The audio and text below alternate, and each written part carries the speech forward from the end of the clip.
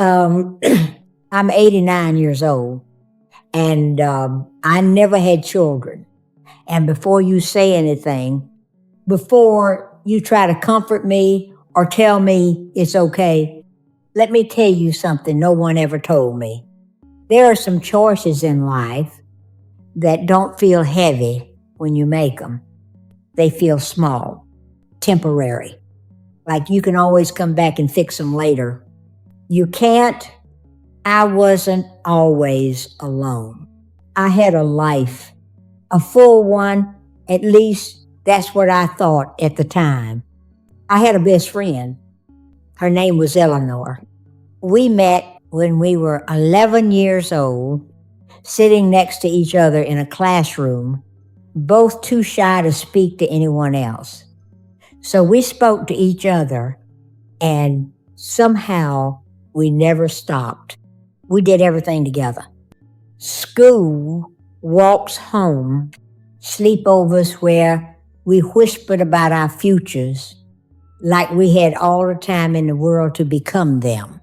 We used to sit on her bedroom floor and talk about life, marriage, love, children. She always said she wanted 3 kids. I used to laugh and say, I don't even know if I want one. Not because I didn't like children. I thought life would wait for me to decide. I met my husband when I was 26. His name was Thomas. He was calm, steady, the kind of man who didn't say much, but when he did, it mattered. Eleanor adored him.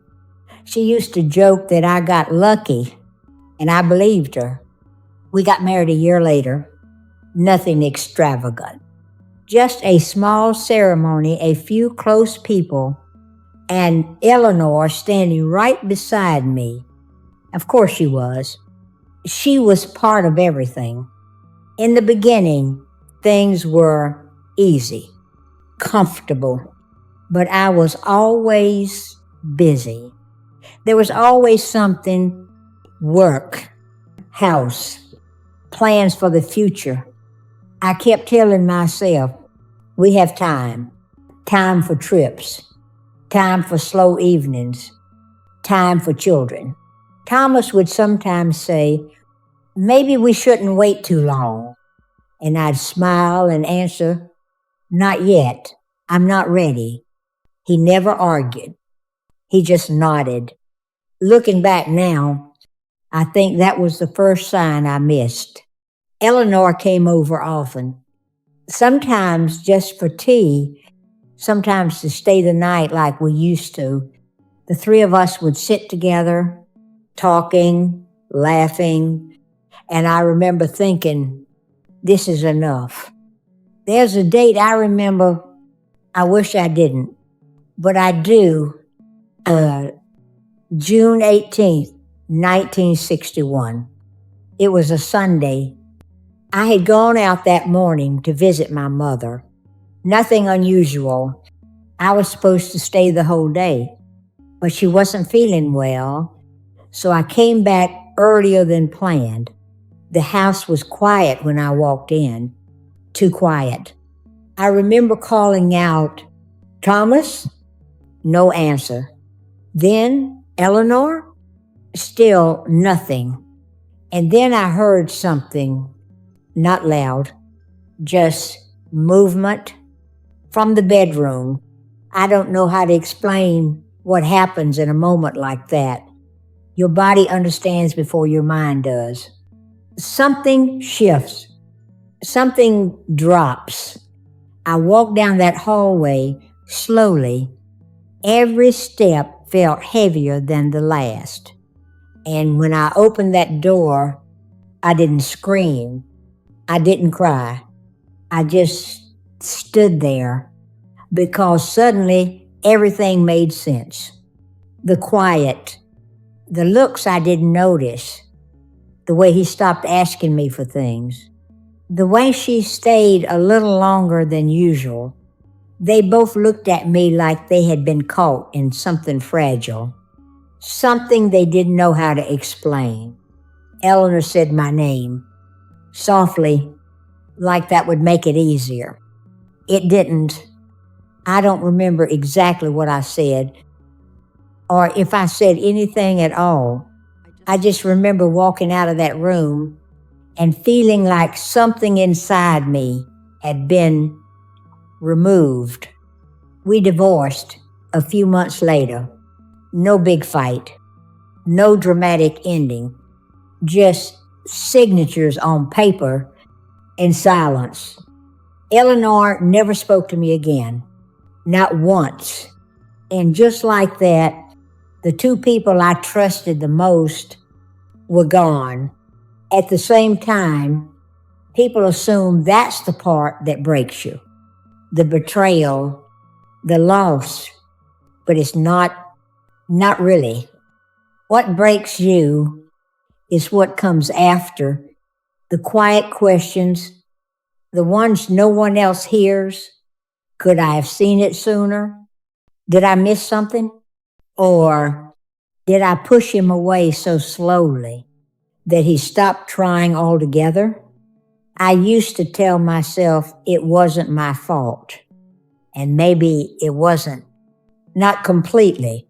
But I know this much now. I wasn't really there either. Not the way a wife should be. Not the way a partner needs you to be.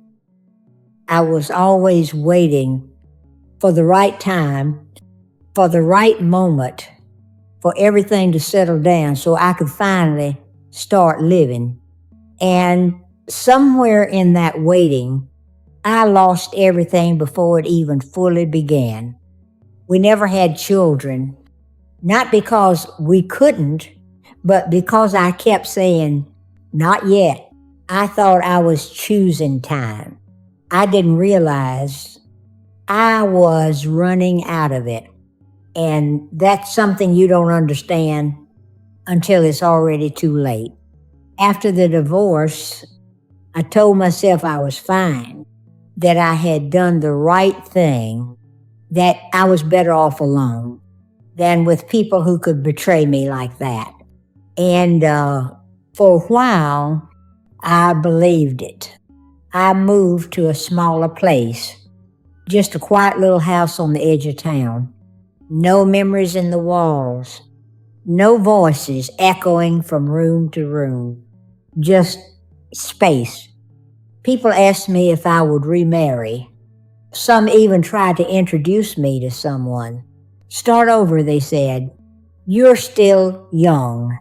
But I didn't want to, or maybe I told myself I didn't want to. The truth is, I didn't trust myself anymore. Not my choices, not my judgment. So I stayed alone.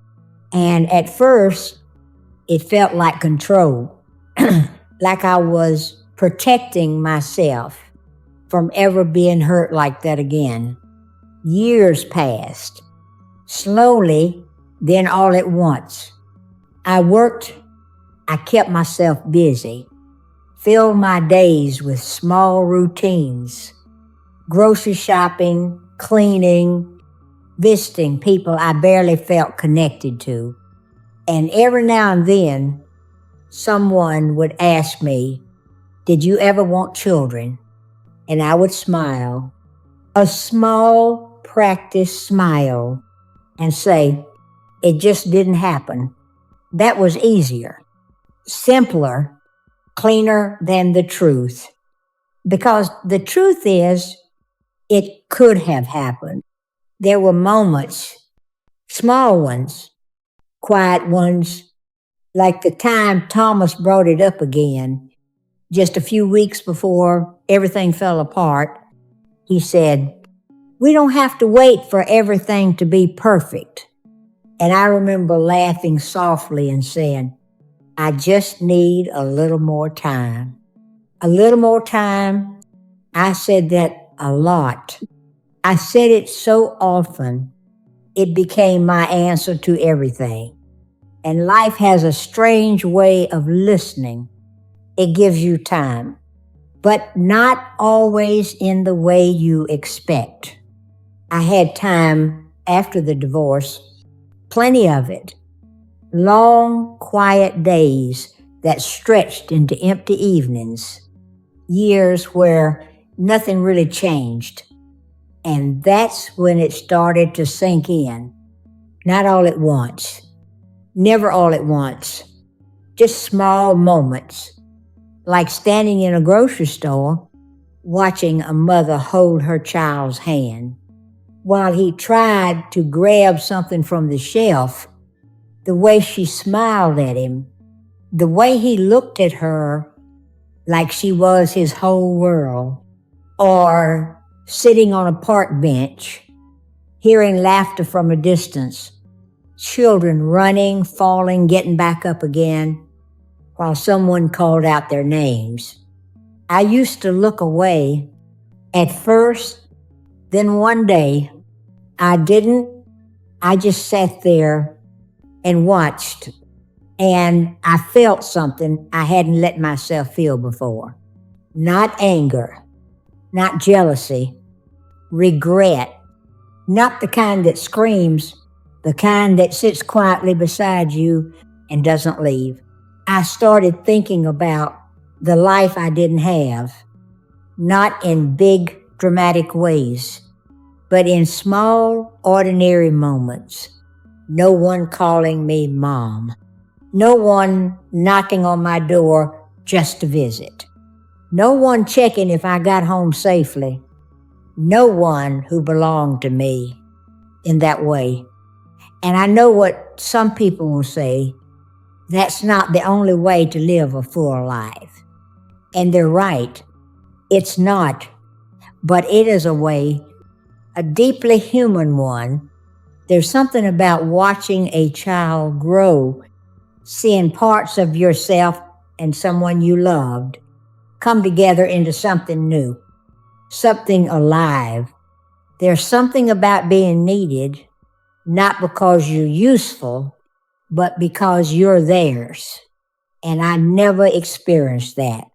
Not once. And the hardest part, it wasn't taken from me. I let it pass.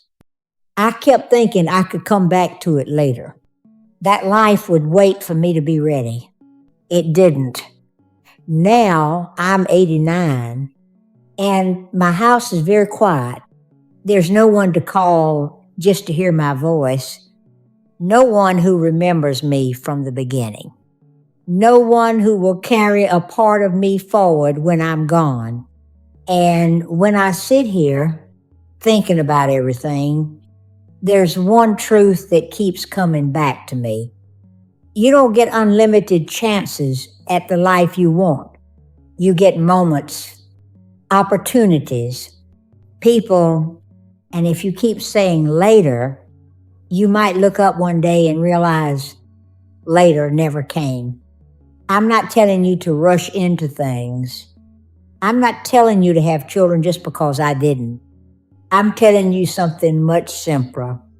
Don't ignore the parts of life that truly matter just because they feel inconvenient right now.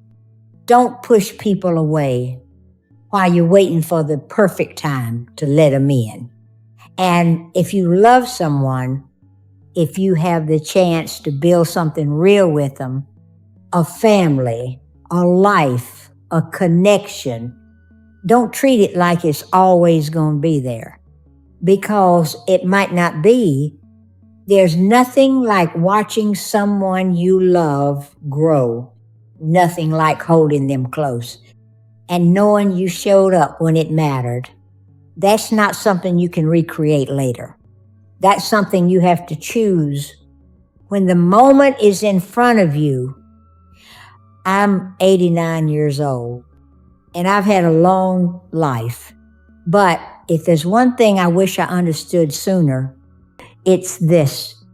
You don't lose the life you never had all at once. You lose it slowly. Every time you say, not yet. And one day, there's no time left to say anything at all.